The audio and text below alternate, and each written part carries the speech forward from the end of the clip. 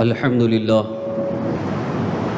لله الذي أبدع الأفلاك والعظيم والصلاة والسلام على من كان نبيا وآدم بين الماء والطين وعلى آله وأصحابه الطيبين الطاهرين أما بعد فأعوذ بالله من الشيطان الرجيم بسم الله الرحمن الرحيم الف لام میم ذلك الكتاب لا ريب فيه هدى للمتقين الذين يؤمنون بالغيب ويقيمون الصلاة ومما رزقناهم ينفقون صدق الله مولانا العظيم وبلغنا رسوله النبي الأمين الكريم ونحن على ذلك لمن الشاهدين والشاكرين والحمد لله رب العالمين۔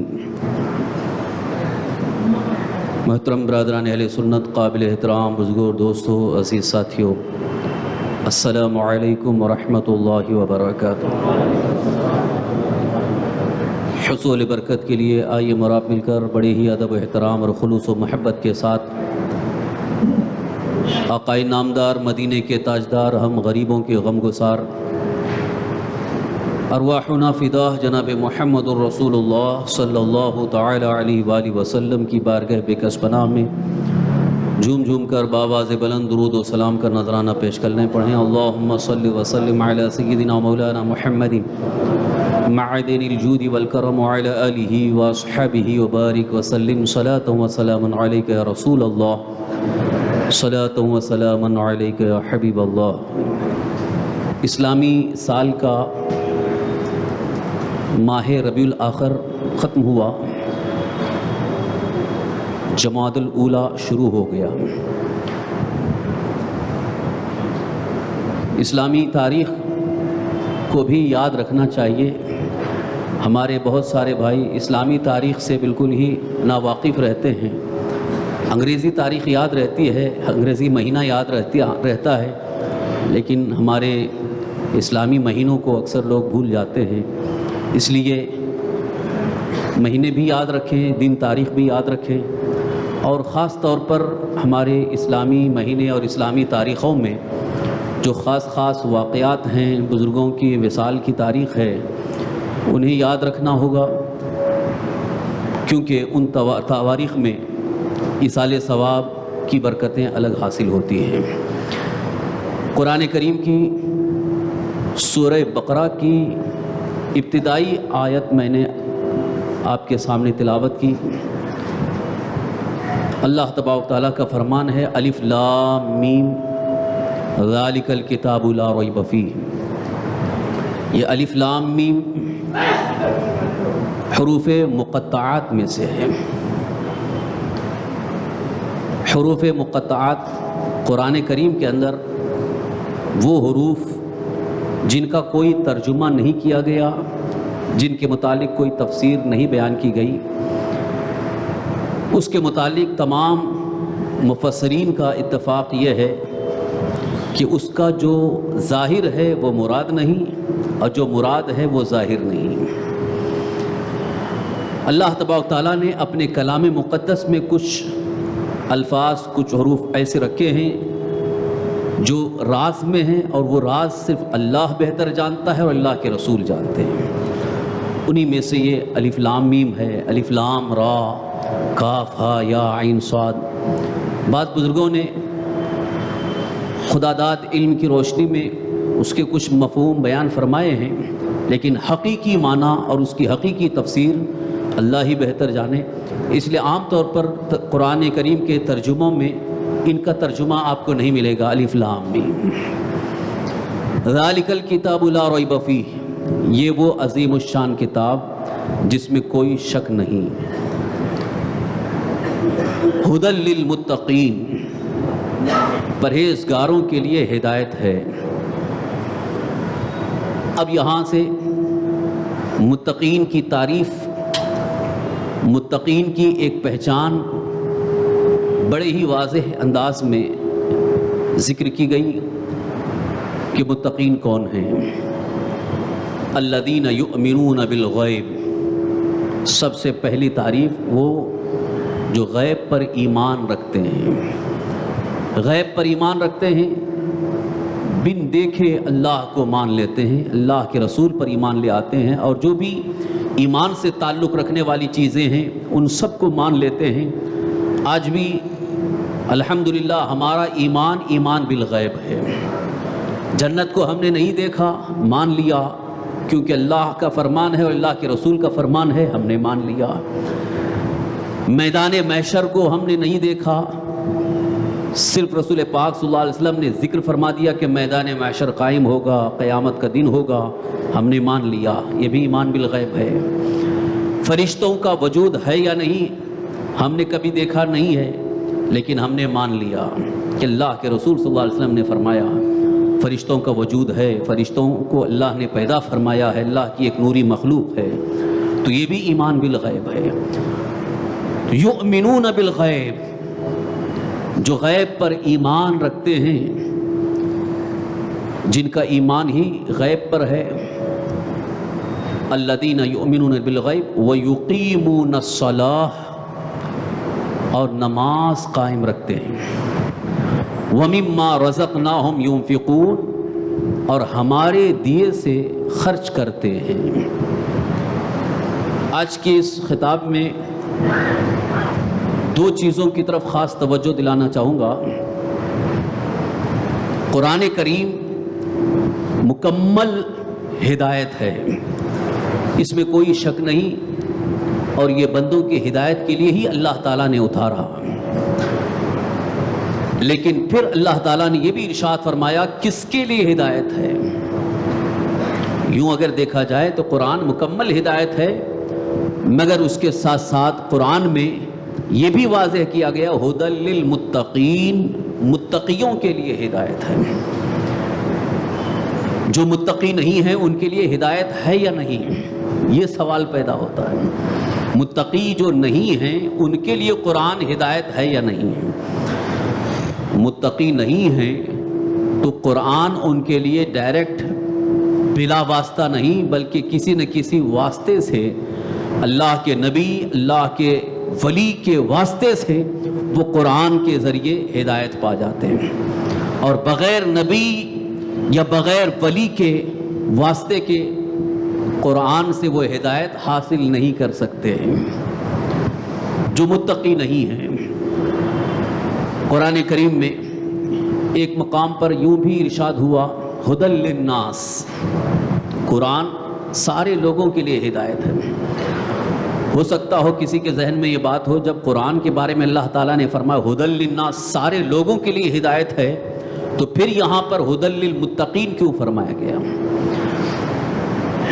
قابل غور بات یہ ہے کہ قرآن کریم میں سورہ بقرہ میں شروع ہی میں یہ واضح کیا گیا کہ قرآن ہدایت تو ہے لیکن متقین کے لیے، اور آگے کہیں یہ ذکر ہوا ھدی للناس، یہ لوگوں کے لیے ہدایت بھی ہے، تو مفسرین اکرام نے اس کی طرف ایک بڑا لطیف اشارہ یہ دیا، وہاں ھدی للناس جو فرمایا گیا ہے لوگوں کے لیے ہدایت ہے، وہاں الناس سے مراد بھی وہی حضرات ہیں جن کے اندر یہ صفات ہوں، جن کو قرآن نے متقی فرمایا ہے، کیونکہ قرآن کی نظر میں انسان وہی ہے جس کے اندر یہ صفات ہوں، ورنہ یوں تو حیوانیت کے صفات کے ساتھ انسان دنیا میں بہت رہتے ہیں، مگر انسان کہے جانے کے لائق وہی ہے جو قرآن سے ہدایت حاصل کرتے ہیں۔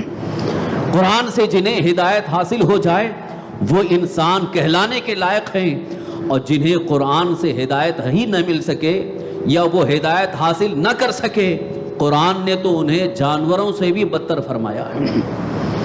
شاید ہو سکتا ہو کسی کو اس سلسلے میں اعتراض ہو کہ قرآن نے ان کو جانور کیوں فرمایا ہے، جانوروں سے بھی بدتر، جیسے کہ قرآن پاک میں یہ آیا ہے لہم قلوب لا یعقلون بہا ولہم آذان لا یسمعون بہا، اور آگے ارشاد ہوا اولئک کالانعام بل ہم اضل، ان کے کان بھی ہیں نہیں سنتے ہیں، ان کے دل بھی ہیں مگر نہیں مانتے ہیں، لہذا وہ جانوروں کی طرح بلکہ ان سے بھی بدتر ہیں۔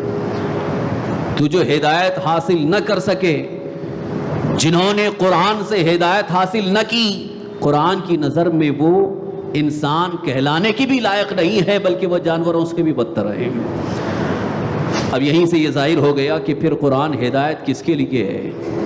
ہدی للمتقین، کہ جن کے اندر متقی کی صفات موجود ہوں گی انہیں قرآن بہتر ہدایت کا سرچشمہ ہے، اور ان کی ہدایت اور رہنمائی کا بڑا ہی عظیم کام انجام دے رہا ہے، اور ان سے اس قرآن سے وہ بڑے ہی راز حاصل کرتے ہیں، رموز و نکات کو بھی حاصل کرتے ہیں۔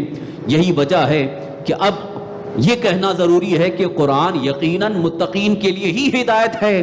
اب متقین کے دامن سے جو وابستہ ہو جائے پھر قرآن پڑھے تو قرآن ان کے لیے ہدایت کا کام انجام دے گا، اور متقین سے ہٹ کر کے قرآن سے اگر کوئی ہدایت حاصل کرنا چاہے تو اسے ہدایت نہیں ملتی ہے۔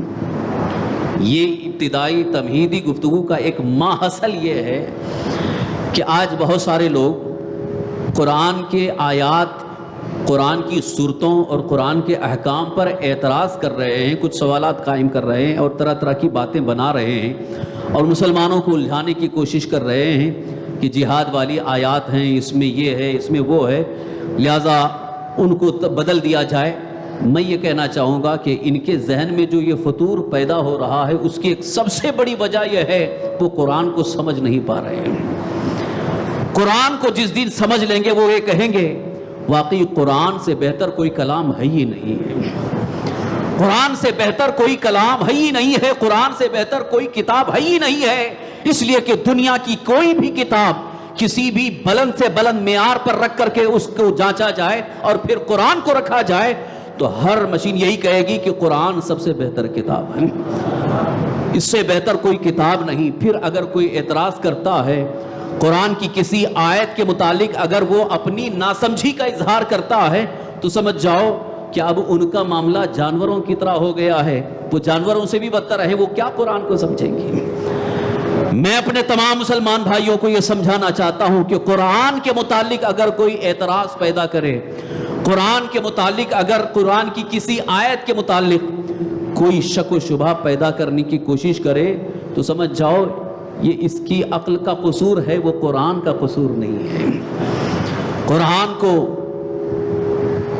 اللہ تبارک تعالیٰ نے ہر دور کے لیے، ہر زمانے کے لیے، ہر عصر کے لیے اتارا ہے، اب وہ قرآن ہمیشہ کے لیے رہے گا۔ قرآن کی کوئی آیت بدلی نہیں جا سکتی ہے، قرآن کی کسی آیت میں کوئی تبدیلی نہیں ہو سکتی ہے۔ آج تو یہودیوں نے دوسرا قرآن لا کر کے لوگوں میں مشہور کرنا شروع کر دیا ہے فرقان کے نام سے۔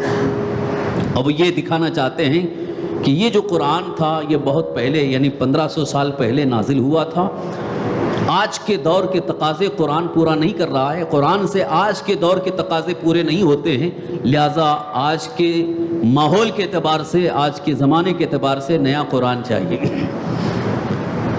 جیسا کہ آپ کو شاید تاریخ معلوم ہوگی، اکبر بادشاہ کے سامنے بھی وزیر نے، اب اس کا نام نہیں لوں گا، یہی تو ذہن دیا تھا کہ اسلام یہ بہت پرانا مذہب ہے، 1400 سال ہو گئے ہیں، بہت پرانا ہے، اب نیا دین، کوئی نیا مذہب چاہیے۔ تو اکبر اس کی باتوں میں آ گیا، اس نے ایک نیا دین قائم کیا جس کا نام تھا دین الہی۔ دین الہی قائم کیا، جبکہ اکبر مسلمان بادشاہ ہے، دین الہی جو اس نے قائم کیا تھا اس میں کیا تھا، کیا اصول تھے، کیا ضابطے تھے، کیا قوانین تھے؟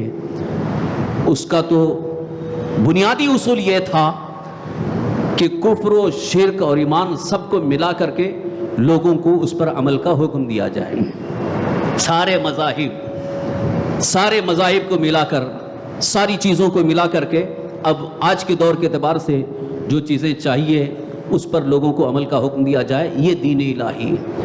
اس دور میں اللہ کے ایک بڑے عظیم ولی کامل حضرت سیدنا شیخ احمد فاروقی سرہندی مجدد الف ثانی رحمۃ اللہ تعالی علیہ نے زبردست اس کا مقابلہ فرمایا، اور آپ نے علل اعلان فرمایا کہ بادشاہ نے اگر دین الہی قائم کیا ہے تو وہ دین الہی نہیں ہے، دین الہی وہی ہے جو قرآن سے ثابت ہے، اس کے علاوہ ہم کسی دین کو تسلیم نہیں کریں گے۔ پھر آپ نے دلائل کی روشنی میں اور خداداد صلاحیتوں کے ذریعے لوگوں کو واقف کرایا، یہاں تک کہ اسی کی پاداش میں حضرت مجدد الف ثانی کو جیل میں ڈالا گیا، قید میں آپ کو رکھا گیا۔ اللہ اکبر، کیسے وہ عظیم اللہ کے بندے تھے کہ قید خانے میں جانے کے بعد بھی وہاں کا ماحول آپ نے تبدیل کر دیا. جتنے قیدی تھے وہ آپ کے ہاتھ پر بیعت کر رہے ہیں, اسلام قبول کر رہے ہیں.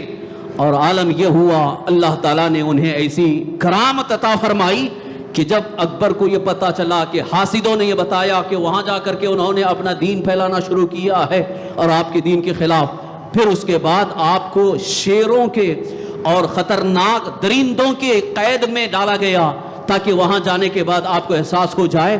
لیکن جس پورے پنجرے میں شیر ہیں, بڑے بڑے درندے ہیں, وہاں جب ڈالا گیا, تاریخ گواہ ہے, حضرت مجدد الف ثانی کہے ہیں کوئی شیر آپ کو قریب آ کر کے نہیں بلکہ آپ کے قدم کا بوسہ لے رہا ہے. اللہ کے دین کی خاطر جب بندہ خدا حق کی زبان بولتا ہے اور اس کی زبان سے حق نکلتا ہے تو اللہ تبارک تعالیٰ ضرور اس کی مدد فرماتا ہے. تو میں یہ عرض کر رہا تھا کہ قرآن یقیناً اللہ تعالیٰ کی طرف سے ہدایت ہے, مکمل ہدایت ہے. اگر قرآن کی کسی آیت کے خلاف کوئی پیغام پیش کرنا چاہتا ہے, اعتراض کرنا چاہتا ہے اور پھر یہ کہنا چاہتا ہے کہ اس کو تبدیل کیا جائے تو وہ کان کھول کر کے سن لے. اب قرآن کی کوئی آیت تو درکنار, اس کا ایک لفظ بھی بدلا نہیں جا سکتا ہے. اولئک لا یعبد, اللہ تبارک تعالیٰ نے ارشاد فرمایا کہ قرآن کا کوئی لفظ لا تبدیل لکلمات اللہ, اللہ کے کلمات کو کوئی تبدیلی نہیں, کوئی بدلا نہیں جا سکتا ہے. اور سب سے بڑی بات یہ ہے کہ قرآن کو اللہ تبارک تعالیٰ نے اپنی حفاظت کے ذمے میں لے لیا. یہ قرآن کا معجزہ ہے, یہ قرآن کا عظیم معجزہ ہے کہ دنیا میں آسمانی کتابیں جتنی آئی ان میں کہیں نہ کہیں تحریف اور تبدیلی ہو گئی, مگر قرآن ایک واحد ایسی عظیم اللہ کی کتاب ہے, اس کو نہ بدلا جا سکتا ہے اور نہ کوئی بدل سکتا ہے, بلکہ بدلنے والے بدل کر کے وہ چلے گئے, وہ خود نام و نشان ان کا مٹ گیا, مگر قرآن آج بھی ویسے ہی محفوظ ہے. آج جو قرآن پاک ہمارے نظروں کے سامنے ہے, جس ترتیب کے ساتھ, جن آیات کے ساتھ, یہ بالکل ہو بہو وہی ہے جو لوح محفوظ میں ہے. اور اللہ تعالیٰ نے قرآن مقدس میں ارشاد فرمایا انا نحن نزلنا الذکر وانا لہ لحافظون, اس قرآن کو ہم نے ہی اتارا ہے اور ہم ہی اس کی حفاظت کرنے والے ہیں. اور یہ جو کہیں کہیں پر یہ دیکھا جاتا ہے کہ کہیں قرآن کو جلایا جا رہا ہے, کہیں قرآن کی بے حرمتی کی جا رہی ہے, وہ لوگ یہ سمجھتے ہیں کہ قرآن کو جلا دیں گے تو قرآن ختم ہو جائے گا. معاذ اللہ رب العالمین, قرآن کی بے حرمتی کرنے سے کیا قرآن کی شان گھٹ جائے گی؟ بلکہ وہ سن لیں کہ جتنی وہ بے حرمتی کریں گے اتنا ہی وہ عذاب الہی کو دعوت دے رہے ہیں, لیکن قرآن کی عظمت اور بڑھتی چلی جائے گی. یہی وجہ ہے کہ امریکہ کی سرزمین پر ورلڈ ٹریڈ سینٹر پر جو حملہ ہوا تھا, اس وقت قرآن کو ختم کرنے کے سب سے بڑے پلان بنائے گئے تھے. لوگوں کے ذہن و دماغ میں قرآن کو دہشت گردی کی تعلیم کی کتاب کہہ کر کے لوگوں کے ذہن میں بات ڈالنے کی کوشش کی گئی, لیکن خدا گواہ ہے, اللہ اکبر, اس کے بعد سے قرآن جتنا وہاں پر بکا ہے پوری دنیا میں کہیں نہیں بکا ہوگا. قرآن کے خریدار زیادہ ہو گئے, قرآن کو پڑھنے والے زیادہ ہو گئے, اس لیے کہ وہ یہ سمجھ رہے تھے کہ قرآن واقعی اگر ایسی کتاب ہے تو اس کو دیکھیں, اس کو پڑھیں. اور جتنے پڑھنے لگے یقیناً اللہ تبارک تعالیٰ نے اپنے فضل و کرم سے ان کے بند دروازوں کو کھول دیا. بہت سارے ایسے جو ہمارے بہت سارے بزرگوں کی بارگاہوں میں آ کر اسلام قبول کرنے لگے. تو قرآن یقیناً سراپا ہدایت ہے. متقین کے لیے ہدایت ہونے کی ایک پہچان جو قرآن پاک میں ارشاد فرمائی ہے, جس کی طرف میں آج خصوصی توجہ چاہوں گا کہ قرآن متقیوں کے لیے اور مزید ہدایت ہے, وہ اس طرح سے, اس کی ایک مثال, ایک بڑی عمدہ مثال ایک مفسر نے بڑی بہترین انداز میں بیان فرمائی. جیسے دیسی گھی مقوی ہے, یعنی طاقتور ہے, انسان کھائے تو اسے طاقت پہنچے گی. بہت سارے لوگ گھی اسی لیے کھاتے ہیں تاکہ جسمانی طاقت حاصل ہو جائے, قوت ملے, ذہنی قوت حاصل ہو. لیکن اگر ایک بخار زدہ انسان, جس کو بخار ہو, بیمار ہو, اگر اس کو گھی کھلایا جائے تو اس کی بیماری اور بڑھ جائے گی, دست لگ جائیں گے, مزید پریشانی بڑھ جائے گی. اس لیے بخار والے انسان کو گھی نہیں کھلایا جاتا ہے. جو پہلے سے تندرست ہے, صحیح ہے, بیماری نہیں, اسے گھی کھلایا جاتا ہے. تو اب اس کے حق میں وہ گھی فائدہ مند ہے, لیکن بیمار کے حق میں گھی فائدہ مند نہیں ہے. لہذا فرماتے ہیں اسی طرح سے قرآن اپنی جگہ ہدایت کا سرچشمہ ہے, لیکن جس کے دل میں گمراہیت اور بد مذہبیت بیٹھی ہوئی ہے، وہ قرآن پڑھے تو اسے ہدایت نہیں ملے گی، بلکہ جو اللہ اور اللہ کے رسول صلی اللہ علیہ وسلم پر ایمان لا چکا ہے، اب قرآن اس کی ہدایت کا سرچشمہ ہے۔ اس کے لیے قرآن ایک ایسا عظیم ہدایت کا راستہ عطا فرماتا ہے کہ بندہ پھر کہیں بھٹک نہیں سکتا ہے۔ اسی لیے قرآن پاک میں اللہ تعالیٰ نے ارشاد فرمایا ھدی للمتقین، یہ قرآن جو عظیم الشان ہے یہ متقین کے لیے ہدایت ہے۔ اب متقین کی دو صفات یہاں پر خاص طور پر اللہ تعالیٰ نے ارشاد فرمائی ہیں۔ ان دو صفات کو آج میں خاص طور پر آپ کے ذہن میں بٹھانا چاہوں گا کہ قرآن کی ہدایت کا حصول، یعنی قرآن کی ہدایت حاصل کرنے کے لیے اور قرآن کے مطابق اپنی زندگی کو گزارنے کے لیے دو چیزوں کا خاص اہتمام اگر ہم کریں تو اللہ تعالیٰ کے فضل سے ہمارا ایمان بھی محفوظ رہے گا اور ہدایت پر ہم قائم بھی رہیں گے۔ وہ دو چیزیں ہیں جن کی طرف اللہ تعالیٰ نے ارشاد فرمایا الذین یؤمنون بالغیب ویقیمون الصلاۃ ومما رزقناہم ینفقون، یعنی وہ حضرات جو نماز قائم رکھتے ہیں اور ہمارے دیے سے خرچ کرتے ہیں، یعنی نماز بالکل قائم رکھنا اور اللہ کی راہ میں خرچ کرنا، یہ دو صفات اللہ تعالیٰ نے یہاں پر خاص طور پر ارشاد فرمائی ہیں۔ یوں تو نماز کے متعلق بارہا یہ ذکر کیا گیا ہے، لیکن پھر اس سلسلے میں یہ آپ کی معلومات کے لیے بتانا چاہوں گا کہ پورے قرآن میں 61 جگہ پر نماز کا ذکر آیا ہے۔ 61 جگہ پر الصلاۃ یعنی نماز، عربی میں نماز کے لیے الصلاۃ آیا ہے۔ جیسے اذان میں بھی آپ سنتے ہیں الصلاۃ خیر من النوم، اذان میں آپ سنتے ہیں حی علی الصلاۃ، نماز کی طرف آؤ۔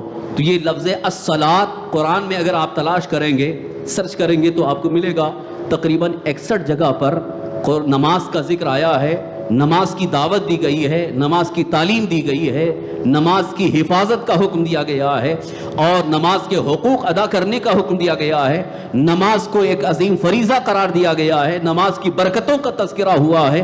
لہٰذا آپ اندازہ لگائیے کہ نماز کا قرآن پاک میں اتنے بار ذکر کرنا یہ اس کی اہمیت کا پتہ دیتا ہے، نماز کی اہمیت کا پتہ دیتا ہے۔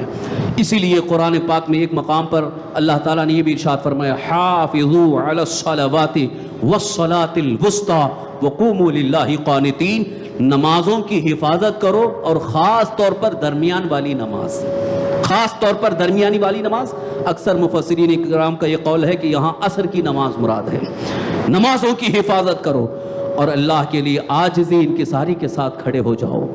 تو نمازوں کی حفاظت کا حکم کیوں ہے؟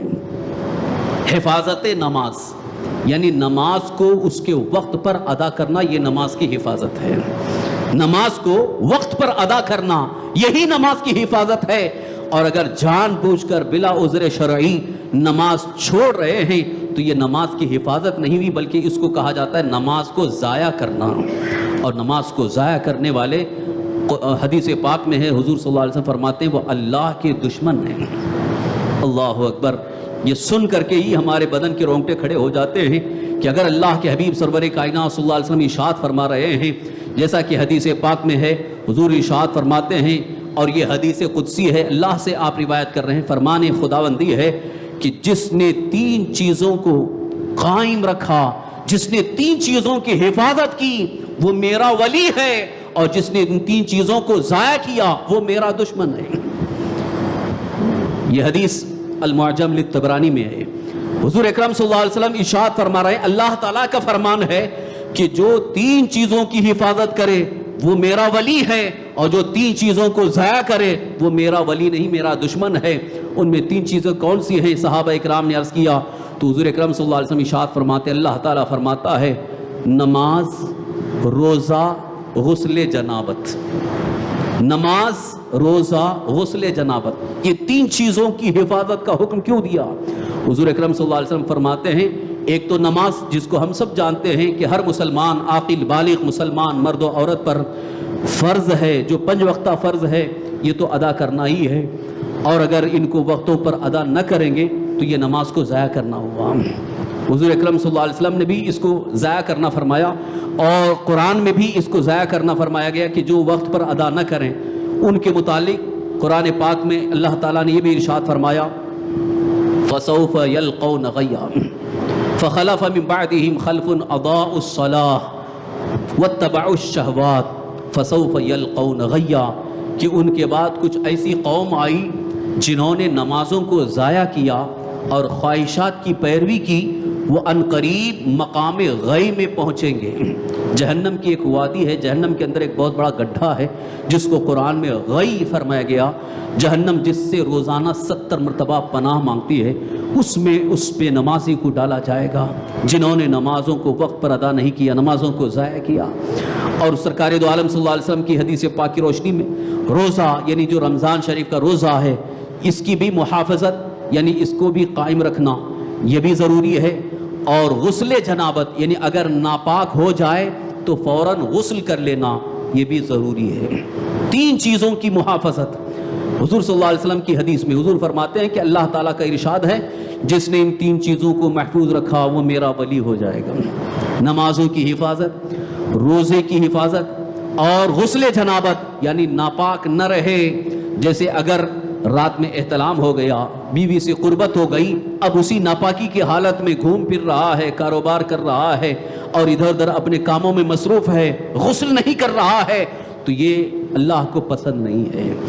یہاں تک سرکار دو عالم صلی اللہ علیہ وسلم نے ارشاد فرمایا، جس گھر میں کتا یا جنبی ہوگا وہاں رحمت کے فرشتے نہیں آتے ہیں۔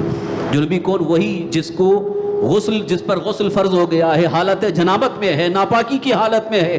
بہت ساری خواتین کا بھی اس سلسلے میں غفلت کا معاملہ ہے کہ ناپاکی کے بعد کہیں کہیں پورا دن گزر جاتا ہے، وہ غسل نہیں کرتے ہیں، ایسے ہی کھانا بناتے رہتے ہیں۔ حالانکہ کوئی حرج نہیں، مگر غسل جنابت نہ کر کے ناپاکی کی حالت میں رہنا یہ اللہ کی رحمت سے دور ہونے کا ایک سبب ہے۔ اس لیے خاص طور پر اس کی طرف توجہ دی جائے کہ جیسے ہی ناپاکی ہو جائے فوراً اپنے آپ کو پاک کر لیں، غسل جنابت کر لیں تاکہ پاک رہیں۔ اور یہ بھی سوچیں کہ کہیں ایسا نہ ہو کہ اسی ناپاکی کی حالت میں اگر موت آ گئی، موت کا فرشتہ آ گیا تو کوئی موقع تو نہیں دیا جائے گا۔ اس لیے بہتر ہے کہ پاکی کی حالت میں رہیں، اور جتنی تاخیر ہوگی اتنا ہی ہمارے حق میں بہتر نہیں ہے، بلکہ جتنی جلدی پاکی حاصل کر لیں اتنا بہتر ہے۔ اب تیسری چیز یہ بھی اپنے ذہن میں رہیں تاکہ اللہ تعالیٰ کے ولی ہونے کے لیے سرکار دو عالم صلی اللہ علیہ وسلم نے ارشاد فرمایا، نمازوں کی محافظت، روزے کی محافظت اور غسل جنابت پر قائم رہنا، غسل جنابت کرتے رہنا، یہ اللہ کے ولی ہونے کی ایک علامت ہے۔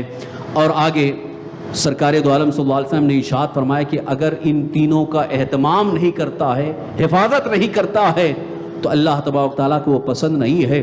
خاص طور پر نمازیں ترک کرنے والا یا وقت پر نمازیں ادا نہ کرنے والا وہ اللہ کا دشمن ہے، وہ اللہ کا ولی ہو ہی نہیں سکتا ہے۔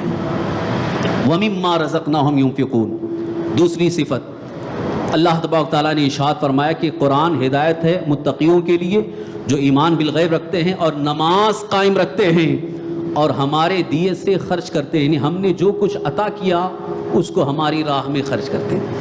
انفق ينفق معنی خرچ کرنا، اللہ کی راہ میں لٹانا، دینا، صدقات و خیرات کرنا، اس کو انفاق فی سبیل اللہ کہا گیا۔ اب قرآن میں آپ تحقیق کریں، سرچ کریں کہ قرآن میں ينفقون کتنی جگہ آیا ہے۔ میں نے تلاش کیا، قرآن پاک میں ينفقون 21 جگہ آیا ہے۔ پورے قرآن پاک میں 21 جگہ ينفقون، یعنی جو اللہ کی راہ میں خرچ کرتے ہیں ان کو اللہ تبارک تعالیٰ نے بڑے بڑے عظیم انعامات سے نوازا ہے اور ان کی تعریف بھی بیان فرمائی ہے، اور اللہ تبارک تعالیٰ کی رضا اور خوشنودی کا سبب بھی ہے۔ اسی لیے ہمارے آقا سرور کائنات صلی اللہ علیہ وسلم ارشاد فرماتے ہیں کہ اللہ کا جو ولی ہوتا ہے وہ مال سے محبت نہیں کرتا بلکہ وہ اللہ سے محبت کرتا ہے، لہذا اللہ کی رضا کے لیے وہ اپنے مال کو اللہ کی راہ میں خرچ کرتا ہے۔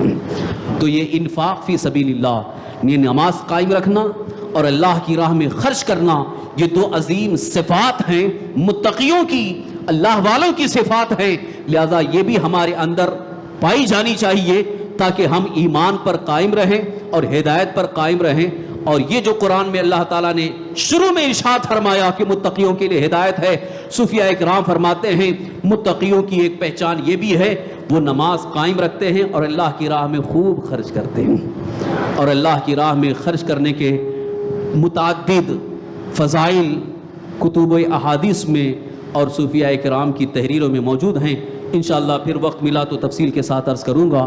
اتنا ذہن میں رہے کہ ہم اگر خرچ کرتے ہیں اللہ کی راہ میں، دین کی خدمت کے لیے، اللہ کے گھر کے لیے، تو اپنے ذہن میں کبھی یہ نہیں آنا چاہیے کہ یہ ہمارا مال ہے، یہ ہمارا ہے. کیوں؟ اس لیے کہ قرآن میں اللہ نے کیا فرمایا؟ وَمِمَّا رَزَقْنَاهُمْ يُنْفِقُونَ. ہم نے جو دیا ہے اس میں سے خرچ کرتے ہیں. رزقناہم، ہم نے ان کو رزق دیا ہے اور اس میں سے خرچ کرتے ہیں. آج کوئی اگر یہ کہے کہ یہ میری کمائی ہے تو اسی دن سے اس کی الٹی گنتی شروع ہو جاتی ہے. یہ کہنا ہوگا یہ ہماری کمائی نہیں ہے، یہ اللہ کا فضل ہے، یہ اللہ تعالیٰ کی عطا ہے. اور جب اللہ کی عطا ہے، اللہ کا فضل ہے، تو پھر اسی کی رضا کے لیے اس کی راہ میں خرچ کرنے میں ہمیں دریغ کیا ہے؟ بلکہ اللہ تعالیٰ نے تو وعدہ فرمایا کہ جو راہ خدا میں خرچ کرتے ہیں، اگر وہ ایک کرتے ہیں تو ہم ان کو 700 گنا زیادہ عطا کرتے ہیں، اس سے بھی زیادہ. اور واقعی ہم نے دیکھا ہے، تجربہ ہے، ایکسپیرنس ہے، جو واقعی دل کھول کر اللہ کی راہ میں خرچ کرتے ہیں وہ کبھی بھوکے اور محتاج نہیں ہوتے. اللہ تعالیٰ چاروں طرف سے ان کے لیے رحمت و نور کی بارش فرما دیتا ہے، خزانے میں برکتیں ہوتی ہیں. اسی لیے کئی بار سرکار دو عالم صلی اللہ علیہ وسلم نے یہ بھی ارشاد فرمایا ہے، اپنے مال کو اگر بڑھانا چاہتے ہو، مال میں ترقی چاہتے ہو، رزق میں برکت چاہتے ہو، تو اللہ کی راہ میں گن کر کے مت دو بلکہ بے تعداد دو. اس لیے کہ جب رب بھی دیتا ہے تو گن کر نہیں، بے تعداد تمہیں دیتا ہے. حضرت عائشہ صدیقہ رضی اللہ تعالیٰ ایک مرتبہ آپ جب صدقہ دینے کے لیے گئیں، آپ نے گن کر کے دیا تو حضور صلی اللہ علیہ وسلم ناراض ہوئے. حضور نے فرمایا عائشہ گن کر کے دے رہا ہو؟